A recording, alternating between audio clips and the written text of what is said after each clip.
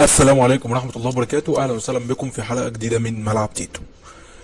قبل ما نتكلم في أي حاجة ولا نبدأ في أي حاجة، انزل اعمل لايك للحلقة فضلا وليس أمرا، وسبسكرايب للقناة للاستمرار في ما هو قادم إن شاء الله. وهتلاقي في أول كومنت مثبت لينك صفحة الفيسبوك الخاصة بنا، نتمنى انضمامك إلينا. كولر يمنح لاعبي الأهلي راحة سلبية لمدة 48 ساعة بعد مباراة فلامينجو مباشرة، والتوجه إلى السودان لمواجهة الهلال السوداني في أولى مباريات الفريق في دور المجموعات من دوري أبطال أفريقيا. طبعا بيغيب خالد عبد الفتاح ظهير الأيمن للفريق عن هذه المباراة أمام الهلال السوداني للإيقاف بسبب الطرد الذي تعرض له أمام فلامينجو البرازيلي في مباراة تحديد المركز الثالث في كأس العالم للأندية. أسامة نبيه مساعد فريرة في الجهاز الفني للزمالك يقترب من الرحيل مرة أخرى عن الفريق، وإبقاء فريرة وعدم رحيله.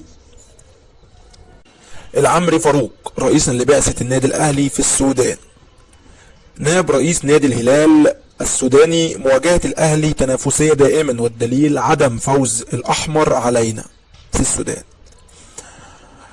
رسالة من لاعب الأهلي محمد شريف بعد إهداره فرص عديدة في مونديال الأندية ومنها الانفراد التام أمام فلامينجو في آخر مباراة.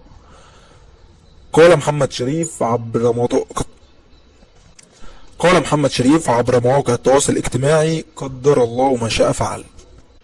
اعتذر لكل جماهير النادي الاهلي على الهدف المؤكد الذي كان يمكن ان يتسبب في تعزيز الفوز. واضاف اللاعب: اشعر بكل مشجع حزين والله وحده يعلم ما اشعر به. اعدكم بالافضل في الفترة القادمة في كل البطولات باذن الله. عمرو السولية لاعب وسط الاهلي يواصل تنفيذ برنامجه التأهيلي الخاص للتخلص من الإصابة في عضلة السمانة. وأكد الدكتور أحمد أبو عبلة أن اللاعب سيخضع لفحص طبي خلال تدريب الفريق يوم الأربعاء المقبل لحسم موقفه من المشاركة أمام الهلال السوداني. الزمالك يخاطب الفيفا بشأن أزمة عدم قيد الصفقات الشتوية.